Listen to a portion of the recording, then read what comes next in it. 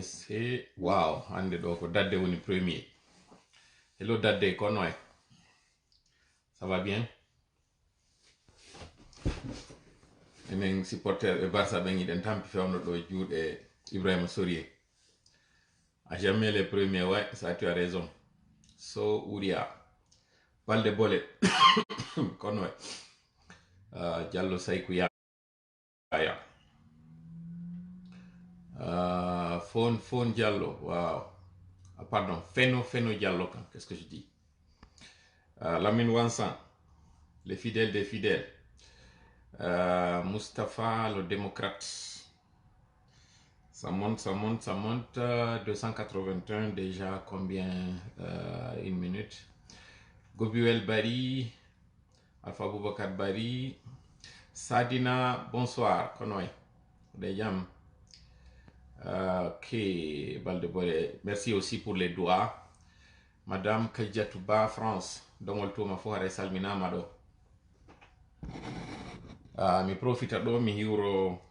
ɓe kallam ɓen ɓe wiyete ɓen hajja hadiyatu andina ɓe wondema nulal ngal yottike ko ɓe wi kon ara ɓe faala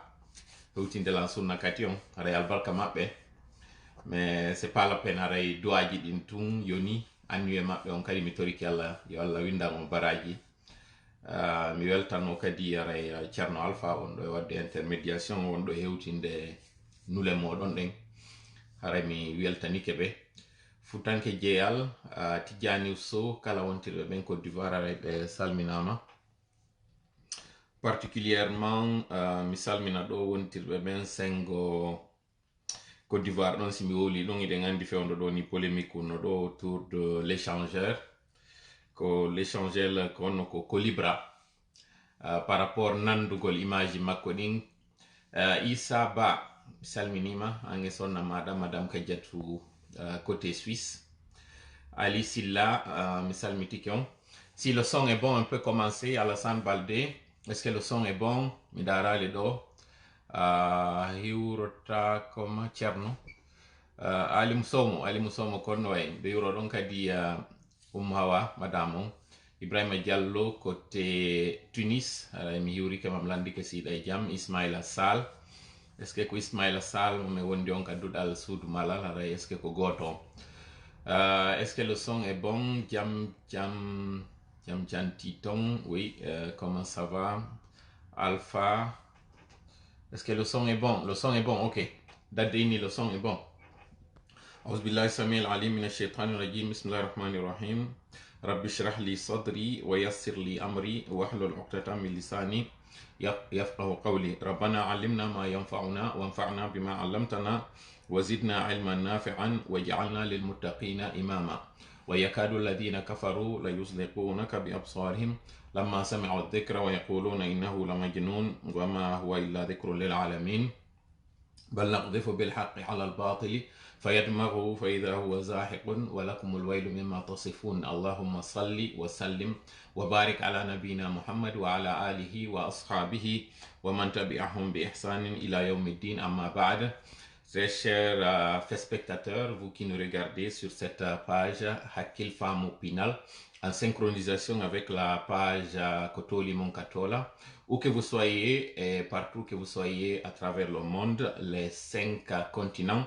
à travers les 4 points cardinaux, nous vous disons bonsoir, bonjour ou bon après-midi. C'est selon le lieu où que vous êtes. Aujourd'hui encore, nous sommes le jeudi 14 avril 2022. Il est présentement 21h passées de 24 minutes. Nous nous retrouvons encore comme d'habitude pour parler de l'actualité guinéenne. Et ce soir, nous avons 2 points puisque nous voulons faire ça rapidement. Nous avons 2 points et des divers. Le premier point, c'est le lancement des travaux de l'échangeur de Bambeto.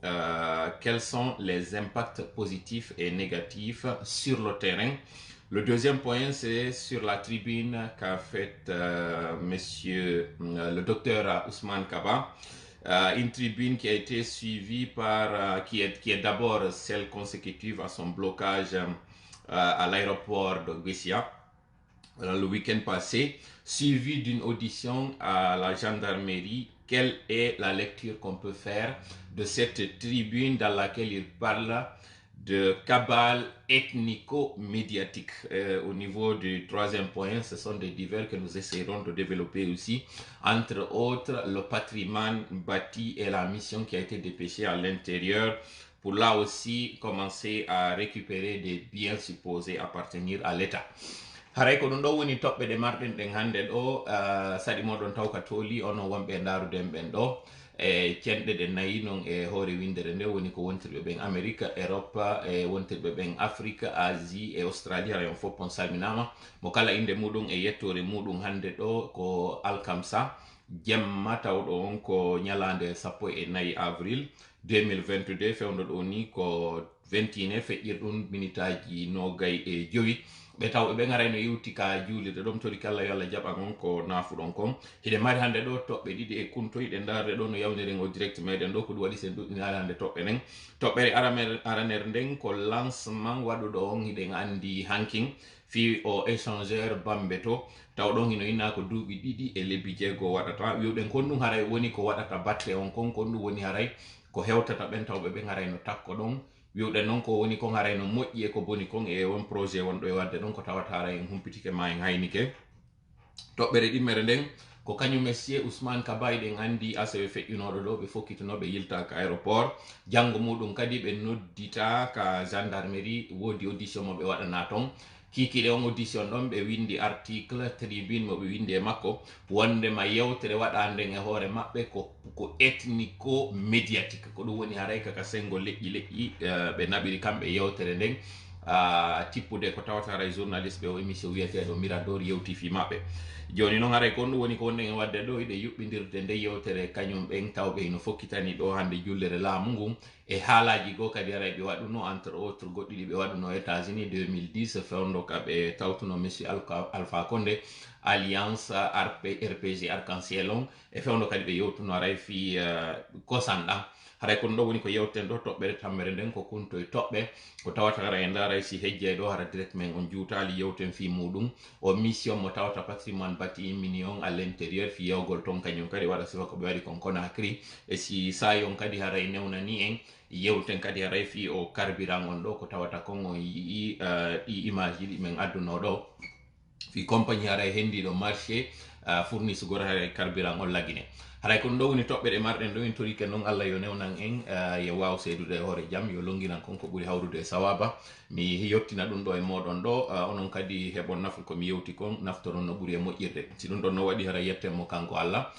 sampo haray kanko woni ko moƴƴi e meɗen siko axe muɗum haray ande ko min neɗɗo woni ko falji haray o yafoto lan lellito ɗon konko tawata haray no lelli e yewtere an nden mi torike noon Allah e waɗan en jonde meɗen nden ɗo jonde barkinade amin ya Allah donc haray on fo on tini o échangeur mo tawata on golle muɗum lansama hankin ɗo e ngal ñallal alarba ngal tawata haray e waɗuno hankin direct yewtuɗen ɗo wiwɗen o échangeur ɗo hina no tawata senerde no yewtirde ɗo no ɓe iniri no wondema ko kamɓe woni ko waɗi ɗe golle ɗen wiwɗen hayeyna tan kañum monsieur Alpha Condé fuɗɗa fi mum ko waɗano ɗum gibi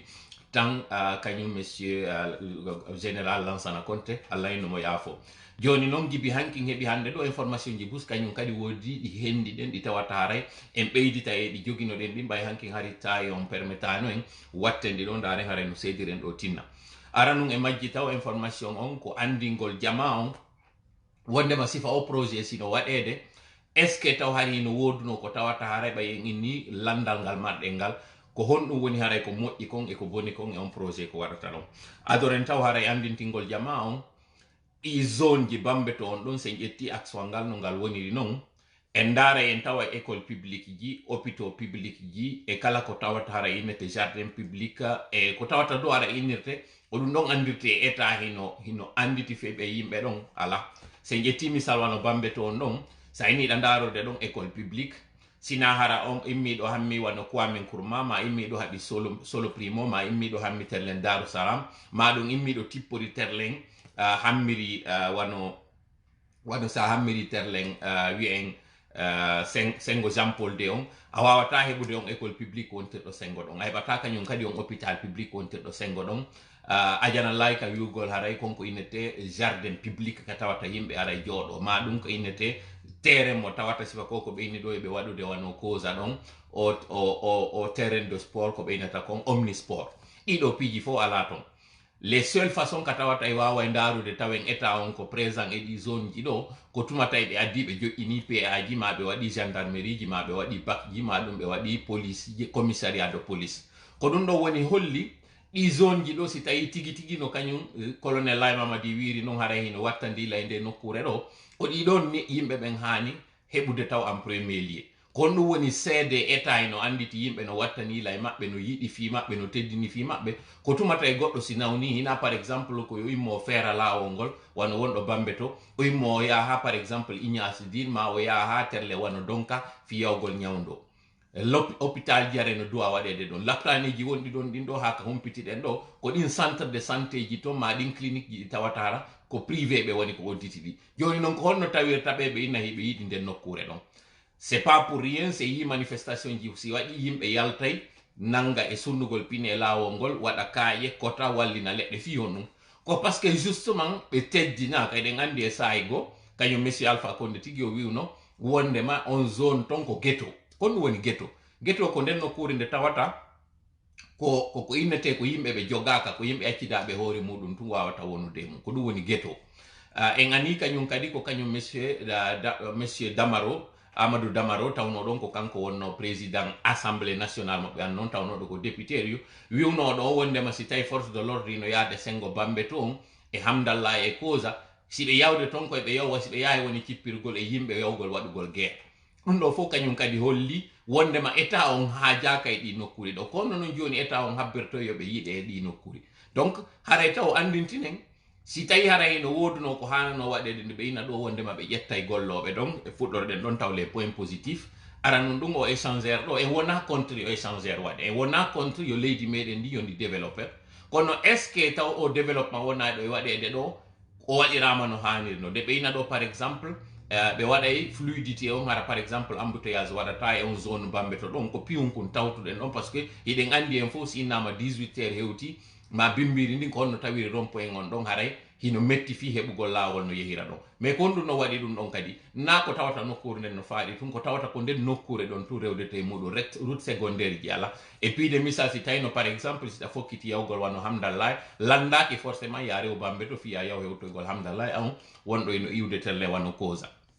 iwɗo on terlen kañum kadi centre émetteur no yaade ko aéroport no hanuno tawde hara kañum kadi no woduno koye ɗatoy koye tawata on tigi si tawi hina aéroport wonne yaade ino faala hammirde bambe to hara o arata ha o naata ka rond point ton hara no wodi ka o ƴaɓoreno terle wano ko ambassade États-Unis o tippora ley ton on fokkiti ɗo kañum kadi hammirde causa hara na forcément o ara ha ka hewta ka rond point no wodi hara ka on tigi ɓoylitorto natira par exemple ka RTG ɗon yaltitoya terle wano kolom hara sifa ɗin piiji fof no woduno malheureusement ɗiɗo ala donc nde ɓe inna ɓe wadde ɗum ɗo aray ko piyunku weltorɗen par ce que échangeur on waɗay woɓɓe kadi no woodi tawa ɓe anda ko ɗum woni har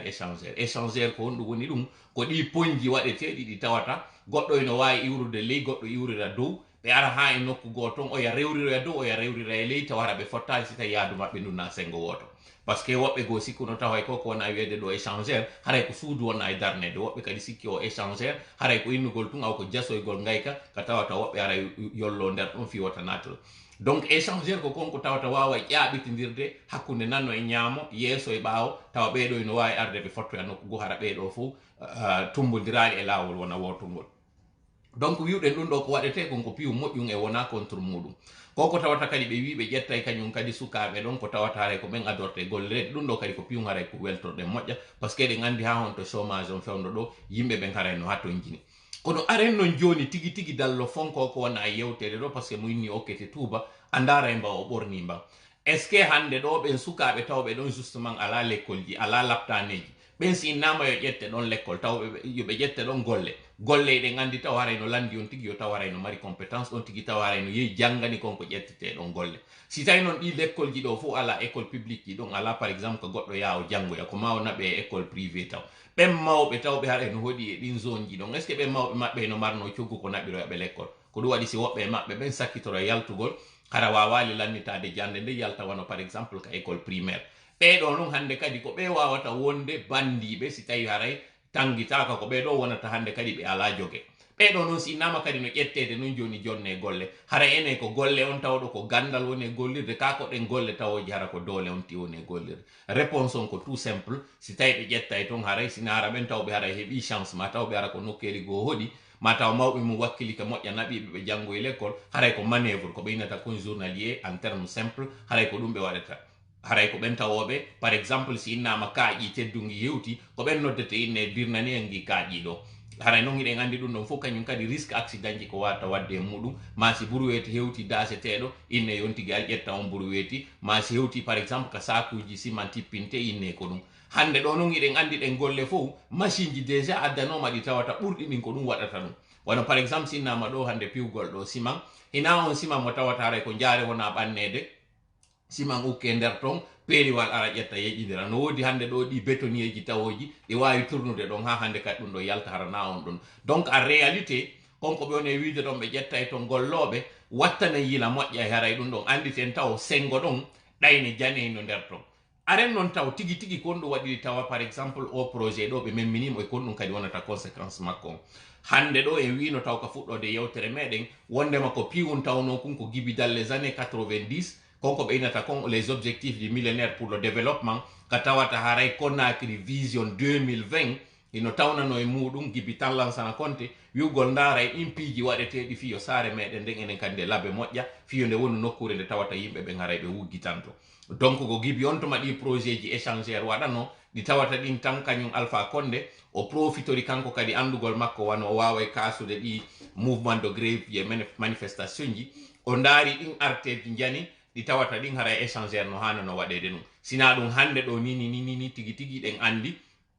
priorité ji hananoɗo waɗede fewɗo échangére ko ka rond point aéroport par ce que eɗen andi aéroport on ɗon ko ɗo woni nokkure aranere tawata koɗo ari ko adoto taw yiide ka leydi meɗen on no rond point ɗen andi si ndungu hewti ha honto o rond point ɗon o ara o heewa awa échangére noon ko sifa konko woni ka rond point aéroport ɗon ko sifa ɗum ɗo waɗete on ɗon noon o yi gayji waɗagui gi ɗon o yi kañum kadi ponji waɗoyaɗi ɗin ka dow konno ɗum ɗo woniri o yi kadi rond point wonɗo nder ton on ɗon noon ko combien de temps o ƴettuno waɗugol ma immoɗen aren par exemple wano matoɗo ɗo on artère tawɗo on mon yaltude kañum kadi ka aéroport ɗum innano hambirde telle zone mato ton est ce que wano taniriɗa landanoki ɗon taw haray échangére no wano noon kañum kadi sa yimmi keyɗa ardirde wano kenien iɗen andi échangére no waɗa ɗon wano sifa ɗum ɗon on fof on route principal ɗon taw ko ɗum ɗon hanano haray wattede yila e muɗum kono andugol maɓɓe haray manifestation ji no fuɗɗi colonel Laye Mamadi waɗi ɗo d'une pierre trois coups premièrement waɗugol maɓɓe o échangére ɗo no tawa e muɗum waɗugol no heɓa no huɓidora nden nokkure ɗon sooda ɓen soodeteɓe waɗa ɗin chantier ji ɗon ɗi tawoyji haray si innama ɗo joni manifestation ma grève nden nokkure ɗon hande kadi haray ɗum ɗo wayatake waɗede ɗon ça c'est un deuxièmement kañum kadi ɗon anditi kañum colonel Laye Mamadi ka arno ka juulirde Bambe to après ka ɓe fuɗɗino wadde ko ɓe waɗi comme par exemple ka ɓe innitirno aéroport on divorce on ka fuɗɗino wadde hakkude makko e jeune ɓe ɓen ka axe o yimmino ari ka juulirde o yi onon fof ɗin photo ji ɗon ka tawno yimɓe yaltano donc hollugol no wondema hande kadi han joni ko populaire o waɗi sifa o chantier ɗo mo tawata ɓe profita e ɗon ɓe ƴettora ɗon image ji holla awa han joni ko populaire partout en Guinée donc une façon pour lui de se réconcilier avec les jeunes de l'axe donc ko deuxième objectif troisième objectif et non des moindres iɗen andi sanction ji CEDEAO ɗin iɗi fokkiti ɗo duwaɗi waɗede bientôt ɗi tawata ko ma kadi ɓe heɓa num hari image ji bien avant num hande ɗo kaɓe wawayno hollude sifa ko ɓe malien ɓe wanno ton iɗen andi Assimi Goïta e omo ɓe innata on ɗo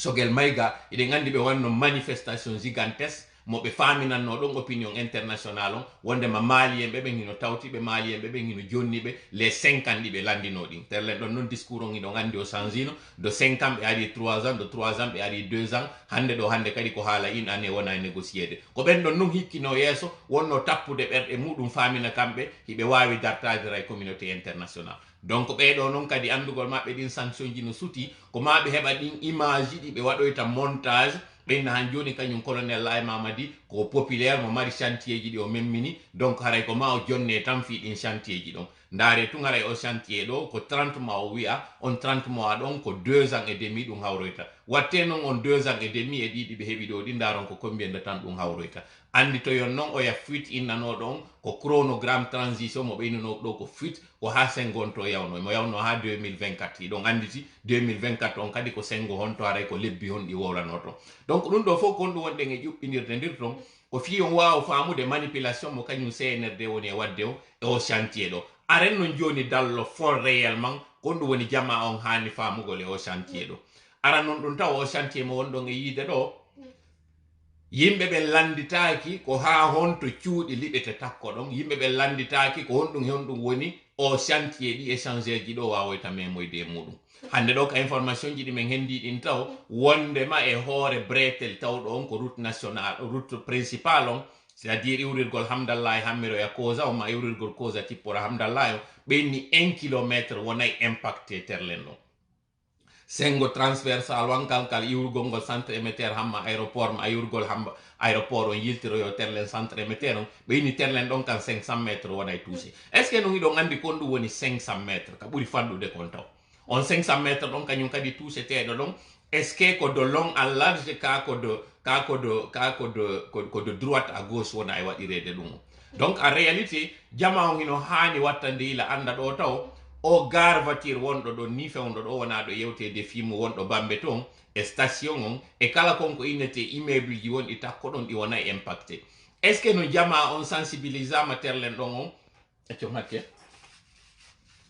est ce que ɗum ɗo jama on sensibilisama e muɗum yewtama ko honɗum wonata ɗin conséquence ji ɗum fewdo ka tawata ɗo hiɗen andi ko liɓo cuuɗi tum ɓe woni e waɗude fewdo ɗo est ce que ɓe wonoɓe impacté ɗum ɗon ɓe yewtama fewdo hande ɗo ni ko cuuɗi jelu woni hawrete e muɗum ko cuuɗi jelu woni kasete mum ko boutique jelu woni ko dirnete ko taabe jelu woni ko egginte est ce que ɓe riveren ɓe wonɓe takko ɗon ɓe andinama fewdo ɗo ɗum ça c'est la première question deuxième question on kañum kadi hiɗen andi chantier on ɗo ni ko ceeɗu wona ɗo taw ko ndungu kadi waɗoyta est ce que jama wonɓe takko ɗon ɓe tawata yer liɓanaɓe si gaynama liɓanede egginteɓe si gaynama egginede ɓen heddotoɓe ɗon kadi nduggu ko tawata immoto ɗon ma si wonoyi ndungi kañum kadi loope waɗoyoje ɗon ɗen est ce que wonɓe takko ɗon ɓen hino andi réellement ɗin conséquence ji ɗon taw hoore maɓɓe par rapport e o projet ɗo est ce que communication janno waɗi e sensibilisation e préparation psychologique taw fi dédommage teɓe eggingol ɓen egginteɓe est ce que ɗum ɗo waɗama troisiéme et non des moindres en attendant on chantier waɗude ɗon est ce que koye bretel woy koye tawata haray ɓe hoosani ɗon laawol ka yimɓe doit rewde par ce que toujours est il que ko chantier on wona e waɗede kono est ce que yimɓe ɓen ɓe acca e rewrugol habitude ji maɓɓe ɗin waɗugol ngol immagol ngol yaha par exemple golle est ce que ɗum ɗon accay ɗum ɗon accata en attendant yo chantier on waɗude yimɓe ɓen ko maɓe gollitira nokkure nden ɗon est ce que non haray alternative ji déviation ji waɗama tawji ko yonoji hara yimɓe ɓen kadi soñjotako ton une déviation ji waɗaɗi kañum kadi est ce que calculama par exemple kadi côté sécuritaire on sinama par exemple yo goɗɗo ino rewnirede wano sengo ley berɗe ɗen parlant justement berɗe ɗen taw est ce que kanje kadi par ce que on fo en yiiɗi image ka tawata sengo berɗe ɗen ɗon kre ɗum maɓɓe ari ɓe waɗi ti peinture ji ɗon sengo ɗen berɗe ɗon est ce que ɗen tigui berɗe ɗe memetake ɗon si tawi noon kañum kadi hara déviation ji waɗete ton est ce que côté sécuritaire on wano rewrirgol terlen grotte jeɗen ɗon ko ɓeynata ɗon terlen ka grotte kaaki mbori ndin ɗon ha yewto aley to est ce que jama o haray ko sécurisé si goɗɗo par exemple ƴetti motoru muɗum ɗon à 2 heures du matin par exemple ma 23 heures ma minuit ka tawata ɗon haray est ce que lampadaire je no waɗa ka tawata goɗɗo eno wawi ƴettude motoru muɗum ɗon o ronke attaquede yane e makko o jatte kaw jogui est ce que ɗin ɗon fof calculama est ce que ɗen otoje tawɗe kadi ɗe rewoye joni ka quartier ji ɓen ɓiɓɓe fayɓe wonɓe nder ton kañum kadi est ce que calculama si otoje tappoyta to yimɓe donc ɗiɗo fof ko piiji ɗi tawata impact de faisabilité taw waɗete si a waɗede sifa on chantier ndara conséquence waɗeteɗo on waɗito won batte waɗo won e jama won ɓe sakite moƴƴa yewtere nden ɓen tawɓe ɓen harayno hoɗi ɗo ɗiɗo piiji fof ɓay tun CNRD kañum ko faala waɗude konko eɓe hendo tun objectif maɓɓe on ɗiɗo fof communication waɗali mum o yi taw ɗo déjà de passage o image taw ɗon ɓe ni ko ɗum ɗo wonno maquette on mo tawata réalité après vérification tawno ko on image ɗon kañum kadi wonno ko gollirano côté Côte d'Ivoire en 2017 fewno tawno Côte d'Ivoire kañum kadi no waɗude o ɗum échangeur maɓɓe wiyete ɗon Colibra wontu ɗon ka côté ka ɓe innata ɗon Treichville hammirgol ngol ko honno ko côté Gabon ka ko honno mi yeggiti inɗe ɗen to o yi on image ɗon ɓay tolewi waɗi yimɓe ɓe dénonci moƴƴa wowli fi on amateurisme ɓe waɗi ɗon o yi publication ministère des travaux publics on kaɓe retire on image ɗon ɓe waɗi noon véritable maquette on tigi tigi o yi combien de fois c'est des amateurs ɗum ɗo fof holli ko improvisation wona e waɗede holli ha honto hande ɗo ko ha yiyen tun ɗum hino waɗa par ce que ka tefugol ka darta moƴƴa en tawa série ala e ɗe golle ɗe ɓe woni wadde ɗum sinon comment comprendre sifa o projet ɗo mo tawata waɗete hara ko fewndo inna pose de première pierre yimɓe ɓen andata fi muɗum fi hon ɗum yo taw hara na ɓen hoɗuɓe ɗon arrêté taw waɗe de porte à porte ɓe contacté ɓe yeete wonnema ndu suudu moɗon ɗo ndu hawrete muɗum ndu dirnete ma ɗum bulldozer ji ara e waɗa ɗo ma ɗum janɗe alete hibbe ɗo ma par exemple ko ɗo min arata min waɗa base vie ma ɗum ko ɗo base logistique waɗete par ce que sifa on chantier ɗon mo landi taw déjà taw espace fi ka matériel joƴƴinte ka conteneur ji joƴƴinte ka camion je garata ka citerne je wonata ka yarnoɓe ndiyam ainsi de suite ɗiɗo piiji fof est ce que CNRD on ari communiqué gouvernement on en réalité ari no taw communiqué e majji moƴƴa est ce que ɓe ndaari impact environnemental on taw e wano par exemple on gare routiére wonɗo bambeto ɗon est ce que ɓe ndaari conséquence ji ko boutique ji jelu hawrete e muɗum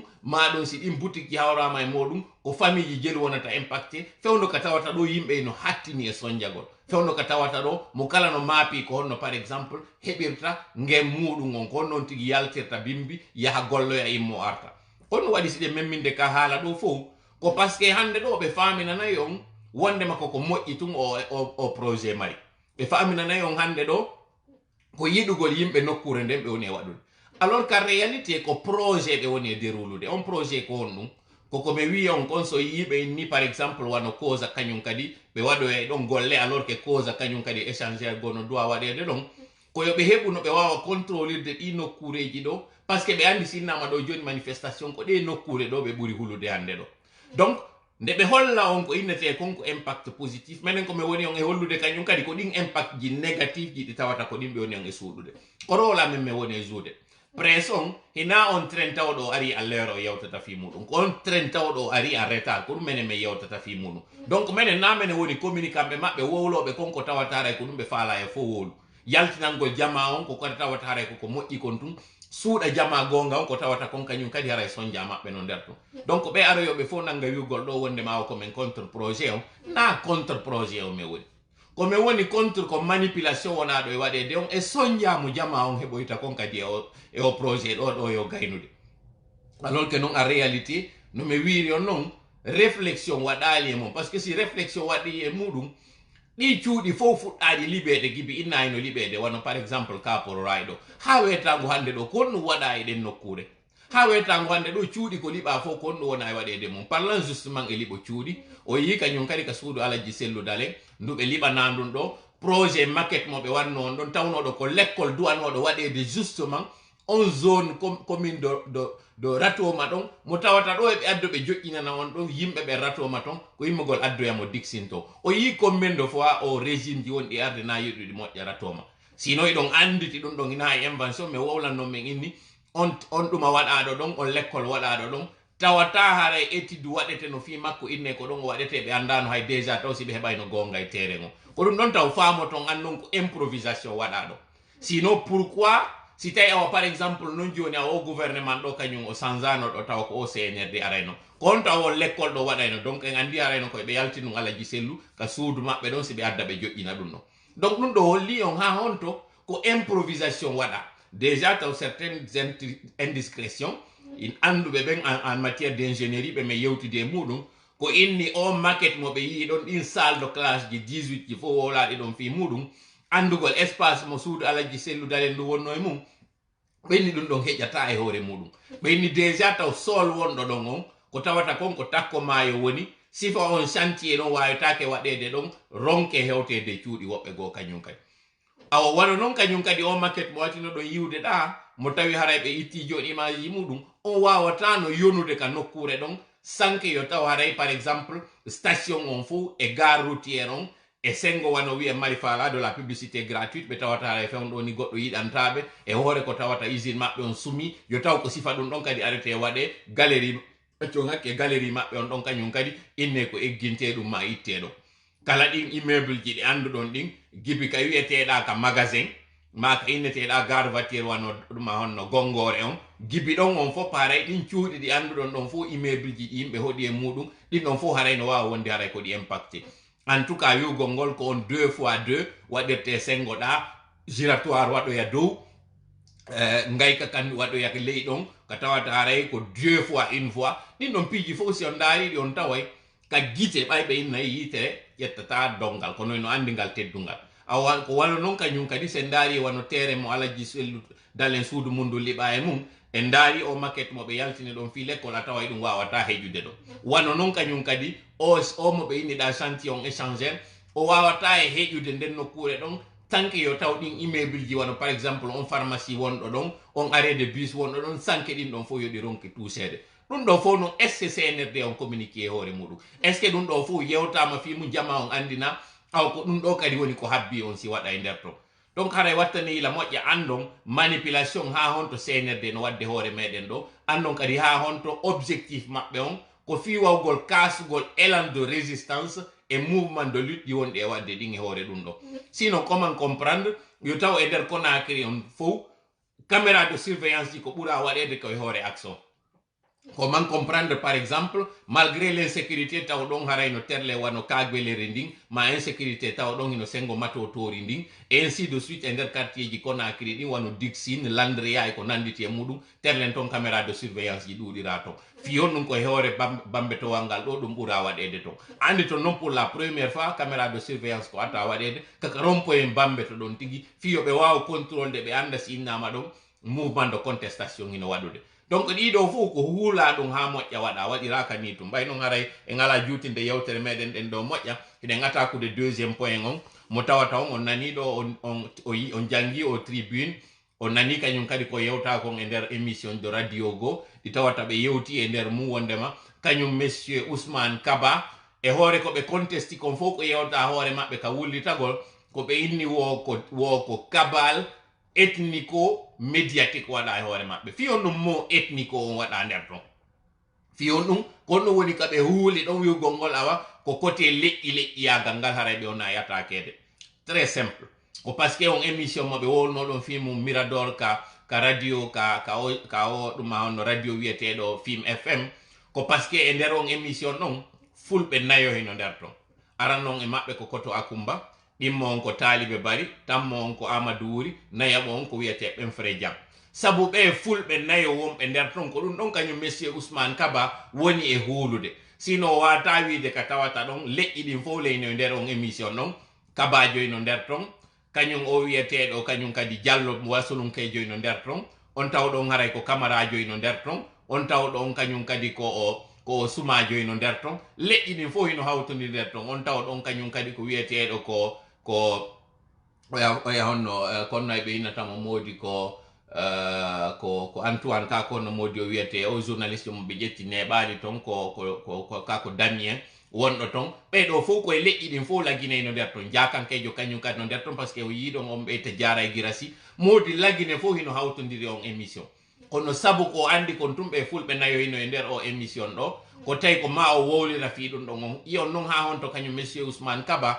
ha honto emo marani wonde ɗi leƴƴiyagal e nder discours ji makko ni fiyon ɗum no wonɗen e yaltinirde kan haala ɗo ko fi o andu taw déjà ɓen ɓe woni e wowlde ɗon fi mum somo anduno moƴƴa o tawa e ɓen haray ko ɓe fulɓe no gasa ka inɗe maɓɓe tun kono en réalité ko tawɓe ko multiculturel ɓe. À titre d'exemple, lorsque vous prenez le nommé monsieur Amadouri, lorsqu'il commence à parler dans l'émission, il dit toujours qu'il salue le triangle Nyonso Moridou, Koing et je pense Kirwane, en tout cas quelque chose comme ça. C'est dire donc, toutes ces personnes-là citées ça, vous parlez au moins 2 langues nationales du pays. Le nommé Talibé, bien qu'il soit Talibé Bari et qu'il soit de Mamou, c'est quelqu'un qui vous parle couramment le malinké et qui vous parle couramment le poula. Sans parler du Soussou, parce que c'est des gens qui ont étudié en Basse-Côte. Monsieur Diam, qui est un doyen, lui d'ailleurs, c'est récemment lors du décès de son père, et nous profitons de l'occasion pour lui réitérer encore nos condoléances par rapport au décès de son père. Son père, c'est quelqu'un qui a servi en Guinée forestière. C'est quelqu'un qui a été du côté de Lola pendant tout le service. Et monsieur Diam, c'est quelqu'un qui est né là-bas ou qui a grandi là ou qui a toujours attaché dans ces zones forestières. Alors comment prétendre que monsieur, par exemple, Diambari, pourrait être ethnique dans ses propos ou qui pourrait avoir un sentiment ou un comportement ethnique. C'est vraiment pas du tout connaître les hommes qui composent cette émission ou bien ces cadres auxquels il est en train de faire allusion. Ou bien lorsque nous parlons de monsieur Akumba, monsieur Akumba, son côté maternel, c'est le mandingue. Lui, d'ailleurs, il le parle dans les émissions où il dit que son côté maternel, c'est des gens de Kouroussa. Lui, il est de Kumbia, mais même Kumbia, c'est une zone cosmopolite où vous avez toutes les ethnies qui composent cette région. La région de Basse-Côte, nous l'avons dit et nous insistons là-dessus, ce ne sont pas que les Soussous. Ce sont les Tchapi, ce sont les Nalou, ce sont les Landouma, ce sont les Migifore, ce sont les Baga qui composent cette Basse-Côte, sans oublier aussi ces Peuls, ces Malinké et ces Forestiers qui composent cette zone qui est la Guinée en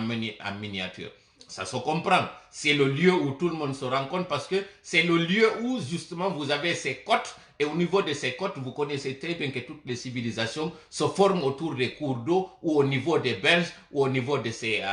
plages. Donc, lui, M. Ousmane Kaba, lorsqu'il parle de cabale politico-médiatique ou ethnico-médiatique, c'est une façon très biaisée pour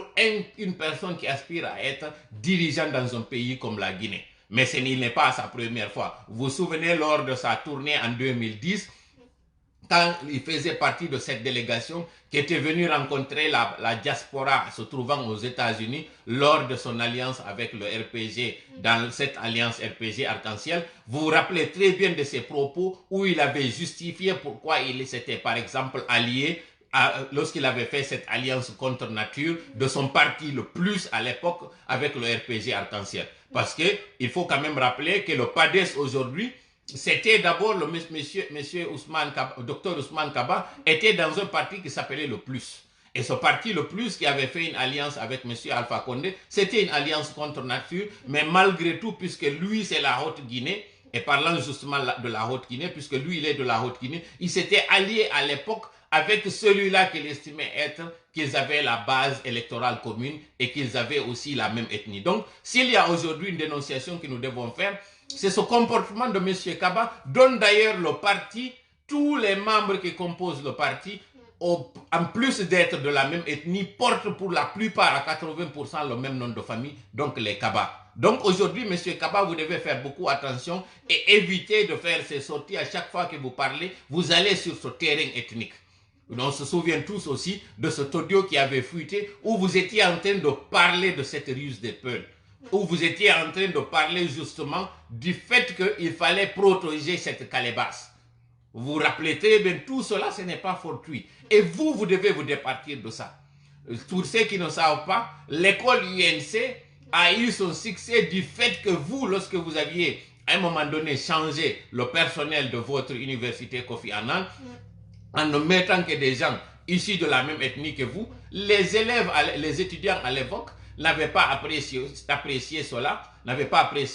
et les parents d'élèves avaient décidé tout simplement de retirer leurs enfants de votre établissement pour aller les inscrire à l'UNC. Ça, c'est juste des rappels historiques que nous sommes en train de faire. Tout cela, pourquoi nous le ressortons, c'est pour dénoncer ces discours ethniques que vous avez, pour dénoncer ces positions ethniques que vous avez, malgré le fait qu'aujourd'hui, vous êtes quelqu'un qui aspirait à être un chef d'État dans un pays. Si vous avez par malheur un jour, vous avez la chance d'être président, c'est que nous devons prendre nos têtes parce que vous n'êtes pas un rassembleur. Vous êtes toujours en train de regarder les gens par ethnie. Sinon, ce passage de votre texte n'avait pas lieu d'être. Ça, c'est une chose que nous déplorons et que nous condamnons avec la dernière énergie. Donc, mi arta yewternendo e pulal kañum monsieur Ousmane Kaba ko yaltiɗo o ɓarindi ɗon konko wonno ɓarindade o wiya on émission waɗnoɗo ɗon ko ethnico médiatique wona e wonnono waɗede makko acharnement e ko wonno wiide ɗo wonde makko kabal wona waɗede contre makko ko wonno ɓarindade toon ko yimɓe nayo tawɓe haray ko iwruɓe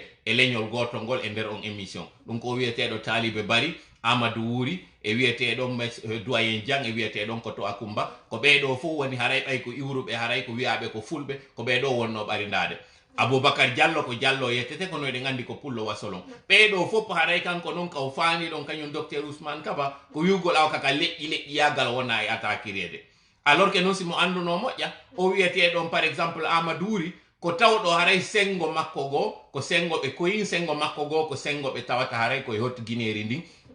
jibinande makko ma jandugol makko ma ɗum jangugol makko koye sengo kañum kadi ka innirte foore on ɗon wano noon kañum kadi duwayen jam o yiiɗo fewno kañum baben duwayen jam feƴƴinnoɗo mo tawata on iɗen andi duwayen jam imo mari kañum kadi liyenji e sengo Côte d'Ivoire on iɗen andi kañum kadi wano mawɓe makko ɓen ko côté lola wonno ha fewndo Allah ƴettitiɓe Allah hinnoɓe yaafo ko goɗɗo tawɗo haray o ala e on sengo leƴƴi yagal par ce que en wowlitike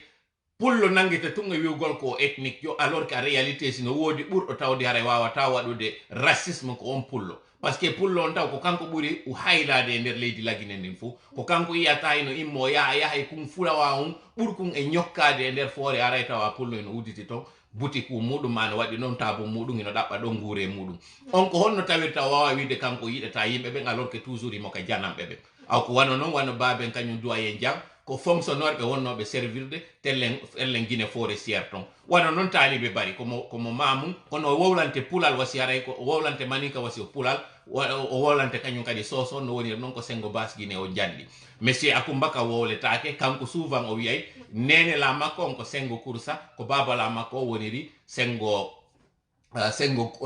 kumbia sengo gawal on joni noon sengo gawal on ton iɗen andi taw déjà gawal ko nokkure nde tawata ko leƴƴi ɗin fof arno hawtinide to fiyon ɗum wonɗen yaltinirde ɗum ko dénoncegol konko tawatara monsieur Ousmane Kaba na aranu maɓɓe ɗo ni immagol waɗa sifa ɗin discours iɗen andi ti 2010 fewno deuxiéme tour on entre premier deuxiéme tour on alliance wanno ɗon entre RPG arc-en-ciel RPG e parti ji luttuɗin wiyano ɗum ko RPG arc-en-ciel on tuma monsieur Ousmane Kaba ari on tuma ɓe udditali o pades maɓɓe ari ko parti maɓɓe on ko plus wiyeteno ɓe mino ɓe ari États-Unis ɓe waɗi ɗon discours mo tawata ɓe yewti fiyon ɗum hande ɗo ko ma 3 contre 1 o waɗe contre fulɓe ɓen on tuma donc na hande o fuɗɗi hollugol ngaygu makko sengo fulɓe ɓen monsieur Ousmane Kaba ko duwaɗo boycottede ka l'école makko parlant justement l'école makko on hiɗen andi yimɓe ɓen ko no wonirno noon ko on université ɗon atino wonde première université privé lagine yimɓe ɓen yawno windi ɓiɓɓe muɗum ɓen hari ko toon janggayno kono à un moment donné ko no monsieur Ousmane Kaba waɗi ko changegol personnel makko on yaltina kala ɓen tawnoɓe ko fulɓe e sosoɓe e nder ton e forestier ɓe o waɗi fof maninkaɓe wonɓe e jannude yimɓe l'école ɓe wonnoɓe nder ton ɓe yii ha hon to ségrégation moɓe on na waɗede o mawɓe maɓɓe yaltini ɓe nder ton ƴetti windoye ɓe UNC waɗana ɓe ɗon publicité gratuitement ko noon o école UNC heɓiri valeur muɗum on fuɗɗi heɓude kañum kadi succès ji muɗum ni donc na hande monsieur Ousmane Kaba fuɗɗi wadde ɗi piiji joni noon ko ɓeɗo noon woni wiide kañum ino fokkitani yawgol ɗaɓɓoya laamu anditi kañum kadi o audio fuytunoɗo ɗo en 2017 2018 fewno kañum 2018 pour être plus précis ka monsieur Ousmane Kaba yaltinno on audio wiwgol ngol si tawi goɗɗo eno rondi horde kosanno nder ton on duwaka wadde guerre ko fandino ɗon o wondema kamɓe maninkaɓen ɓe duwaka gerude ɗo ha kosa e ngol laamu tawgo ngun ko laamu Alpha Condé on tuma donc en andi taw déjà kanko toujours ka woni hammirde ko hot guine on ko hot guine on évidemment kanko parti makko mo waɗi on 80% compose ɓe parti makko on ko iwɓe leñol goto ko iwɓe leñol goto ngol tawɓe kadi hay e déjà ko yettore wotere nden kaba a wolay ɗo kabaɓe yimɓe sappo e goɗɗum si yoya noon mani kajo go kondejo goto yoya traworejo goto et ainsi de suite donc ɗum ɗo fof no holli kañum monsieur Ousmane Kaba ko hanaɗo dénoncéde ɗi comportement ji ɗi o wonade o yeggitali kañum kadi ko wiwno ɗon wondema fulɓe ɓen ko andiraɓe comportement tawɗo wiyete ko jamfano